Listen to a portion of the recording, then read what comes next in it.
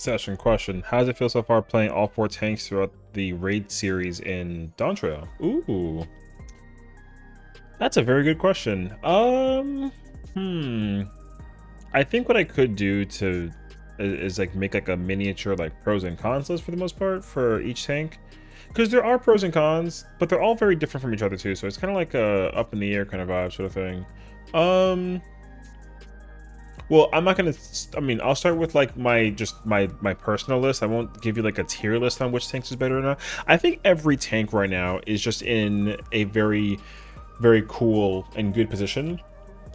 But I just think that the raid tier is not like the best example to showcase like which tanks is good and not good sort of thing. Right now with tanks, there is like a little bit of a, I wouldn't call it like a dilemma, but there's a conversation between like, because right now, you know, M1 and M3, the savage versions of the fights, 90%, I would say, maybe even like 95% of those attacks are all physical damage. So a lot of the times those attacks are just not really going to do a lot, you know what I mean?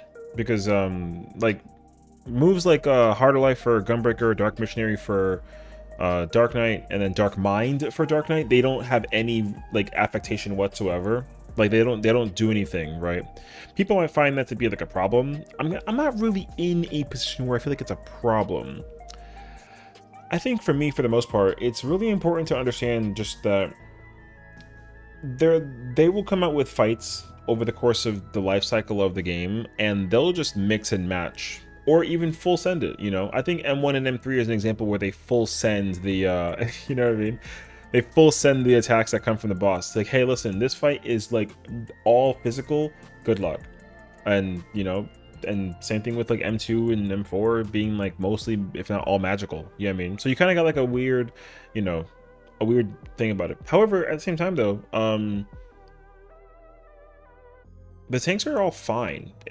Again, there are pros and cons between the tanks, and we'll cover that, you know. So here's let's start with the first one, because I'm playing Gunbreaker right now, right? With this during this blind attempt video for it all. Gunbreaker is, honestly, I was very impressed and very surprised that they figured out a way to make Gunbreaker even more cool than it was in the in Endwalker, because I absolutely loved how Gunbreaker functioned, where you did your combos with the cartridges, then you did like the double down, and then during like the 2-minute you would end up using like burst strike 3 times. Like, I really enjoyed that, I really did. So I was like, how do they make it better? And then they made it better because they gave you a super combo button that you press with the Rain of Beast after Bloodfest. And like I said, I started swinging my gunblade on some Kingdom Hearts Final Fantasy VIII nonsense, and it was actually awesome. So I'm actually in love. I'm in love with Gunbreaker even more so than I thought I could be with Dawntrail's version versus Endwalker's. Like, I thought that Endwalker's was like an S tier job to play. Like, I really loved it, and I love it even more. So honestly, Gunbreaker is just like, it's just a perfect tank, honestly. However, I mean, perfect is not the best word to use when I'm gonna like say like a con about the job. I don't really know if there's like a con per se though, but with me, I feel like the 120 upgrade thing that they did with all the tanks is, it's kind of weird, because what they're doing now is they're bleeding all of the mitigation like functionality between each other. So like Great Nebula is just Nebula but like with Thrill of Battle, which is like fine, but the thing is, like, now it's like weird that all the, like, you know, because to me Thrill was only for like Warrior, and that, you know what I mean? So that's what I was thinking about. But now that Great Nebula has a Nebula in it, I'm kind of like, oh, okay, like that's cool. But you know, it was kind of weird to see that in the moment, at least for the first time through. Like, I mean, as I played it more and more, it kind of grew on me, right? People feel like the job is clunky. I think I like that though, if people think that it's clunky, because like, for example, you can't do like Gnashing Fang into like Rain and Beast, and like you can't just like swap between combos and that sort of thing. If you pick a combo, you got to like kind of commit to it. I kind of like that, actually. The commitment to it just really does help a lot with being able to like add a sense of technicality to the job. And again, like Heart of Light being like a magic only thing, I guess is a con that some people are putting into perspective. I'm kind of not really there though, because like right now M1 and M3 are examples where the fights are being so heavily physical based that, like, yeah, Heart of Light is a button you can't really often use, but I think that that's what adds to the challenge to people who only play like Gunbreaker Dark Knight. It's like, oh, you can't use those buttons, but you got to figure out how to compensate for it otherwise, you know. So I guess the only real con that I would put into place is the there are like a little, not too many buttons, but like my Reign of Beasts, I like to have my buttons all separated. I don't like the idea of having the buttons kind of transform into other buttons. Like I wasn't really a big fan of that. So I have Reign of Beasts separated from Bloodfest, and I have to put it where it is on my second hotbar because I couldn't figure out where to put it elsewhere. However, I don't think that it's like I don't think that the job has like button bloat. I just, you know, I think that they made the perfect change by changing out Rough Divide with Trajectory.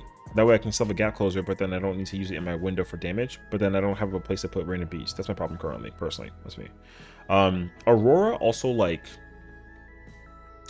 I don't know what the potency is for Aurora, but I think the potency for Aurora does a little bit less than Cardia. And I don't know if like that's like a bad thing, but I think what I would like for them to do is because here's what they've been doing recently with some of the jobs, like with Pictomancer, Tempura coat turns into Tempura Grassa, and like the you get either like a personal shield or you get like a AoE shield, you know. I don't need them to make it like a personal Aurora or AoE Aurora. I just need them to be able to, like, if I can like stack Auroras, that'd be kind of cool actually, you know, because I feel like Aurora is not like a button that I ever need to use. So if I can find a maybe I am using it and it feels good to use, but I just don't really feel it. I don't feel like I use Aurora and it feels good to press is kind of what I'm thinking about. So I'm not too sure though, but I think honestly Aurora is in like a weird position, but honestly the job, like Gunbreaker's fine though. Like I think Gunbreaker is in a perfect position as it is right now. I don't really have too many issues with the job. I think it's like awesome. The only thing is the, what is it, Faded Brand, the AoE circle continuation button. Man, I have not pressed that button once in a outside of a dungeon. I want to press that button. That button is new. I want to see what I want to see the animation more often. But that's job design, or that's like fight design though, you know. So it's okay. But I hope in the future I can use that move, and I kind of wish it was used in continuation with like something, not like just the AoE. Like I know it's just the AoE, but I do wish that there was a way to like use it somewhere else besides that. Anyways, so that's Gunbreaker. Warrior, I think Warrior is also in a perfect position to exist as it does right now as a tank. I think that I still feel like Warrior is a tank that it does like really great recovery you know, in dungeons and raids, which is awesome. But it does, I don't know how much it struggles in comparison to the other tanks, but it kind of has moments where it's a little like, it kind of struggles like a little bit in raids. Like there's moments where like you're eating a lot of autos, and even if the autos are physical or magical, like it doesn't matter, right? I eventually will run out of buttons, you know what I mean? At least for me, maybe it's like a skill issue, but I run out of, there's like a moment in time during like M2 where during the first beat, when the boss is like, there's like all the hearts flying around the place and then the towers, because I had to get ready to use my like my defensive cooldowns during that portion, I end up having to like either invuln the Buster, but if I don't get the killer sting one, then invulning it kind of like doesn't really matter. But if I if it is like the stack one, then I can invuln it and like it's fine. But I don't know, I kind of struggle to survive a little bit with just like a little bit with Warrior. But recovery though, it's incredible, right? Because like butt wetting is still like one of the best, it's probably the best like dungeon button ever. So I don't really have any issues with Warrior. The only thing I would say is like You know what it is actually? I've gotten so used to having trajectory for Gunbreaker and Shadow Stride for Dark Knight that Onslaught being a physical attack button still, like I need to use it. That feels kind of weird. Because now I got to be careful about, because like with Gunbreaker and Dark Knight, like I can go away and then like uptime and then, or downtime and then like just dash back in and then it costs me nothing but just mobility.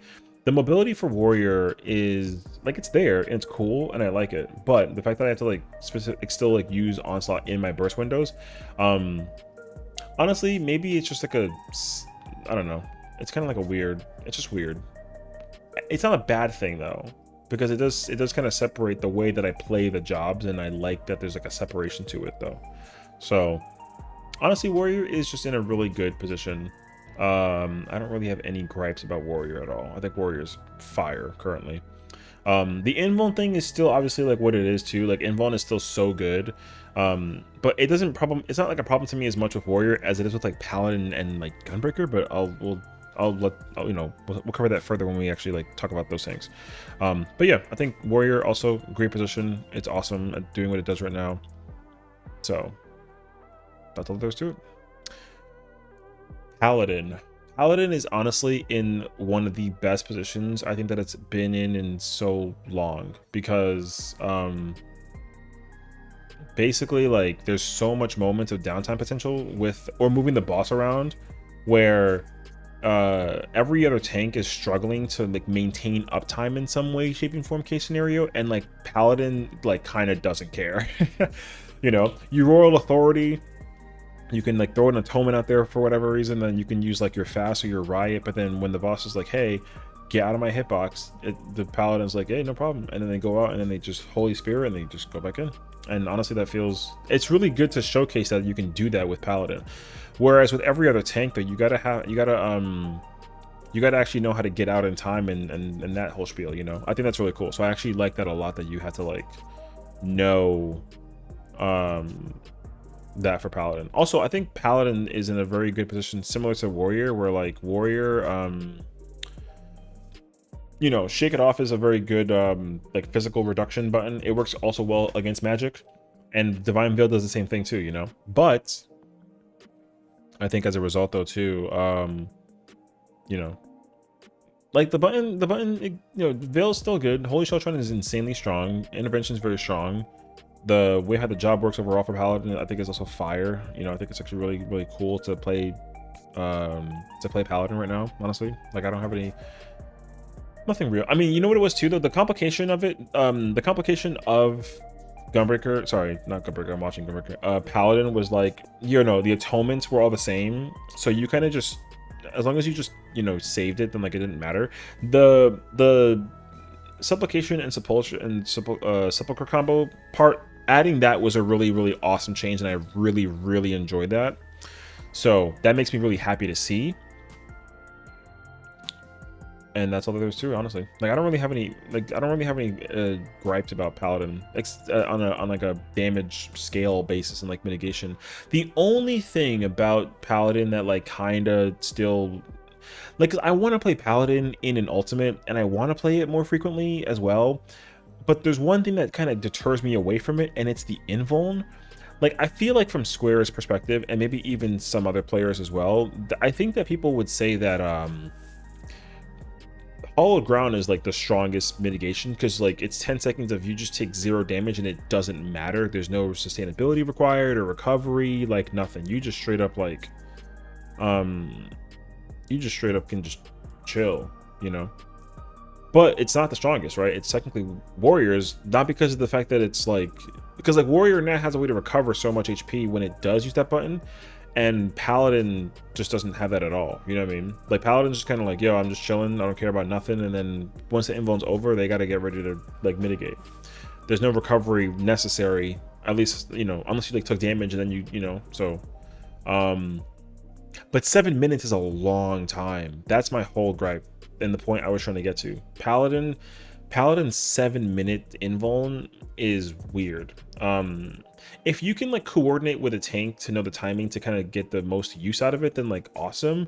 But I just find it kind of odd that like with M4 as example, like M4 is one of those fights where it's long enough that warrior can invuln 3 times for free and it doesn't matter. And no matter how you coordinate the use of the invuln for paladin, you only have 1 use of hollow ground. That feeling sucks. Like I don't actually like that at all. But it also goes beyond, the savage tier also. I mean, I would even apply that in ultimates as well as like dungeons too. Like you just don't really ever get to press hollowed ground. So I don't know what they'd have to do for that, but because what I don't want them to do is to reduce the timing for all the tanks, and then because it'll really like break the game if they do that with how strong invuln is, because a lot of attacks in this game actually just don't, like, invuln just kind of handles it, you know. I'm okay with that, but there are certain moments in like if they are going to reduce the timer, for example, for invuln, they should probably like go back and look at fights where the invuln is like really helpful and necessary, but where it's kind of like too necessary, because like if you had 2 warriors, I feel like in an ultimate or a savage raid, there are so much you can just be like, hey, I don't care, mitigation doesn't matter to me, nothing, you know what I mean? I kind of don't like that. So if they ever decided to change the timing for hollow ground, that'd be cool, but I don't know. Like I said, 7 minutes is just a really weird feeling. I'm not like a big fan of that personally. Otherwise though, like honestly, W tank, like Paladin's awesome. Paladin's so much fun to play. I think Paladin is in like a super good position right now. The only thing that is my gripe with Paladin is the 7-minute timer for invuln. That's literally it. And then we save the best for last. We got that Dark Knight. Dark Knight is honestly the black sheep of tanks right now. Dark Knight is, I think Dark Knight, okay, so in raids and trials, and maybe even ultimates too, but I don't know too much. Dark Knight's in this position where I think it actually is the strongest damage tank. I think it does the most damage across all the tanks. I think so. I don't know for sure though. I wouldn't quote me on that. I'm only like spitballing like how I kind of like what I'm seeing. But I think Dark Knight does like the most damage across the 4 tanks. But the Dark Knight has the issue of having Dark Missionary be magic only, and also like Dark Mind is magic only. And so for like bringing a Dark Knight into M1 and M3, like there's really not much that they can do. They kind of have to just use TBN and ablation. But also like using ablation is like fine, but using TBN is kind of where it's rough, you know, because like if you don't know when to use it, then you kind of just don't use it. I think a lot of Dark Knights are having that issue right now. Like for example, with this part right here, after the Soul Shade actually is done, it'd be a great time to TBN right here, and then you can just hold on to it. But also like I have Corundum, and my recovery from Corundum will do what I needed to do to just kind of bring me back up HP wise if I even get low. And by the time that like I sent out the Corundum, my health is max. So it like, you know, like how much of it does it matter really, you know? So I don't know. Like that's kind of where I'm not too sure about like what to be thinking about with like Dark Mind and Dark Missionary usage for Dark Knight. However, the biggest problem is like and like the invuln is good at what it does. I have no issues with the invuln. I think the invuln's like in a great position. I personally think that invuln, I think Living Dead is stronger than Home Gang, but everyone will tell me that I'm wrong for that. So I mean, whatever, it's okay.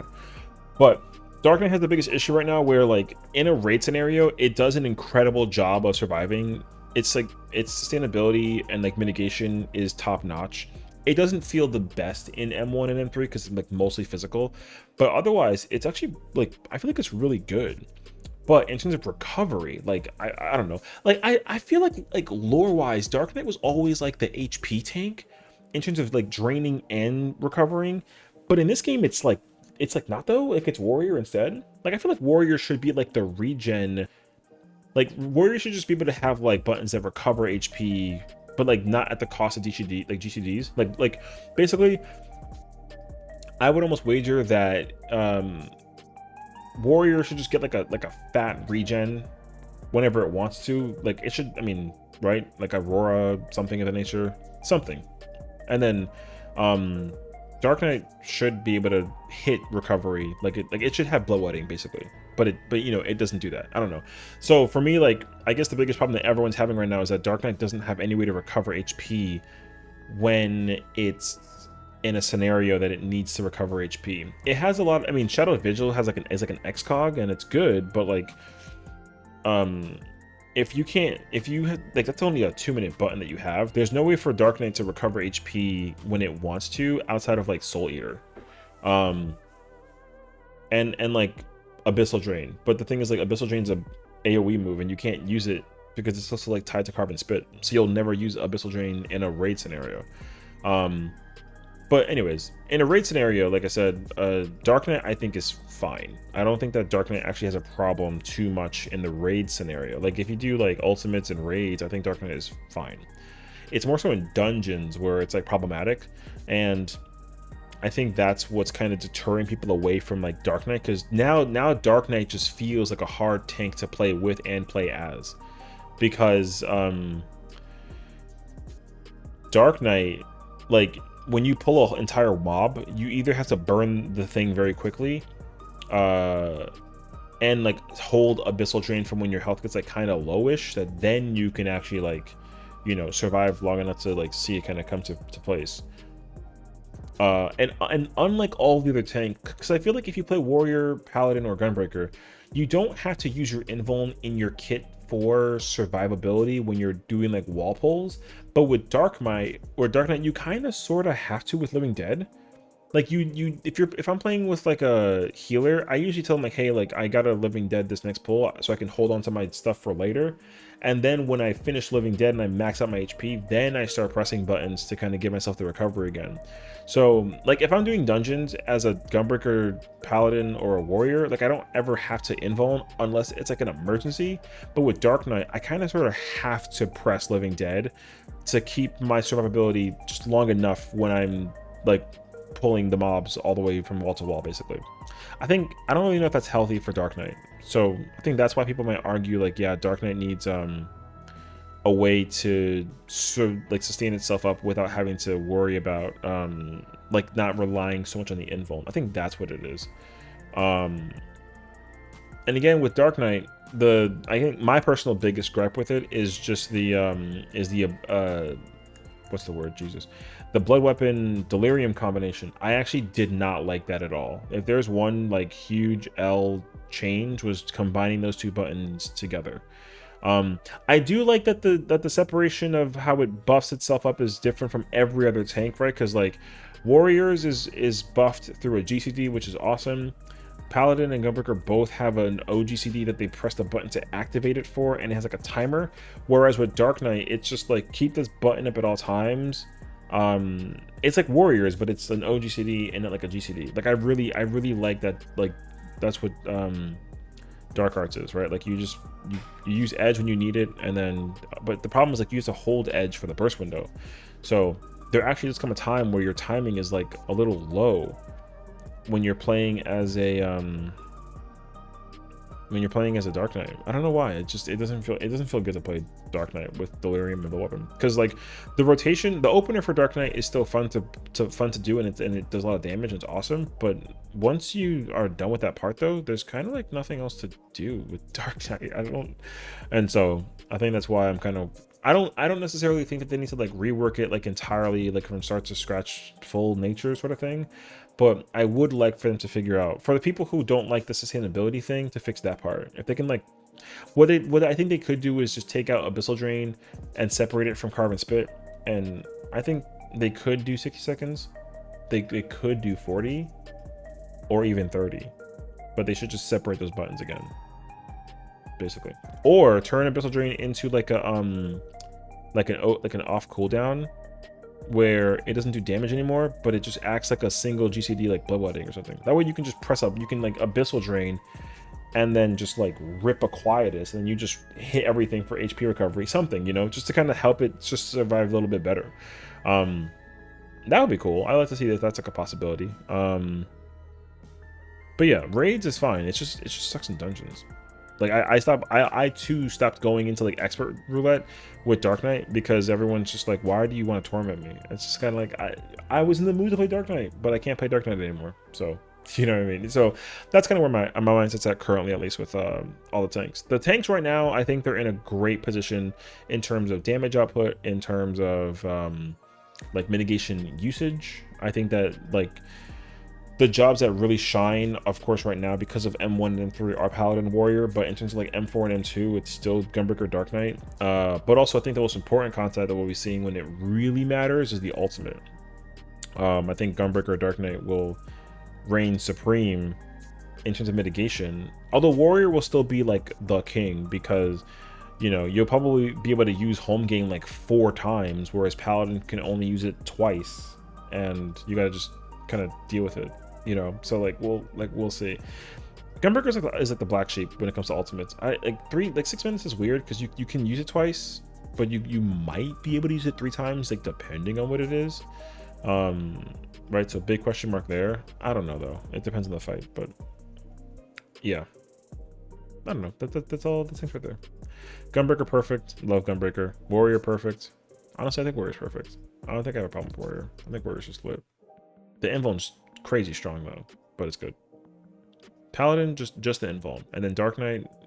Everyone's not happy about Dark Knight, so there's that. Now here's the most important thing to remember as well, because they called this out a very long time ago. Not very long, but they called it out before the expansion even came out. They say, hey, listen, starting from like 7.2 onwards towards 8.0, like we're going to be gradually changing the jobs. They're going to do that. You know, they understand how much homogenization is there for tanks and DPS and healers and all that fun jazz. We should be seeing changes over the course of time. It'll be very conflictive, and someone's going to complain about it when 7.2 comes out, because that's the new raid tier. So we're gonna get a new raid tier, and then you know, all of a sudden like a job is dramatically different, and they got like a full-on rework, and it's kind of like, bro, not during a raid tier, right? So I don't think, like, no matter what happens, you got to be prepared and ready to understand that we will be seeing job changes a lot, and it won't be at the best times, and we just got to kind of like deal with it. Viper already got that treatment, you know, like even though they changed the timing of 40 seconds to 60 and took out Noxious Nash, that change was just enough that at least somebody was mad, and also that job was short-lived. I kind of hope that with the dehomogenization of jobs, they kind of bring it back. I think Viper was actually kind of cool for having the 40-second thing, but because it was hard to maintain versus like the 60s, I think that's why people are kind of like, bruh. But I hope that as a result of these changes, they bring it back, because I liked Viper when it had that debuff to worry about. It kind of, again, it separated a lot of people from knowing how to play Viper and like not at all. So yeah, remember, just jobs will be eventually getting split up all sorts of ways throughout the entirety of the expansion, and hopefully 8.0 kind of really showcases the amount of separation kind of place for it. It'll be pretty sick to see it allocate itself out, so I'm looking forward to it. It's gonna be sick. So yeah, let me know what your thoughts are. I hope everyone's enjoying jobs though that they're playing, you know. Just also, like, if you know, if someone doesn't like the job that it is and you're liking it, just enjoy it. Like, I don't care what anyone's saying about Dark Knight Gunbreaker. I'm still enjoying Dark Knight Gunbreaker despite everything. With the like physical damage that comes up from the bosses, I do understand though that I don't want people to get mad at me and be like, oh, Sessiion, you're trash because you're playing Gunbreaker right now. It's like, well, I'm a Gunbreaker main, so like I don't know what you want from me. But to make your life a little bit easier, yeah, I'll play some Paladin or Warrior. It happens. So let me know what you guys think. Take care.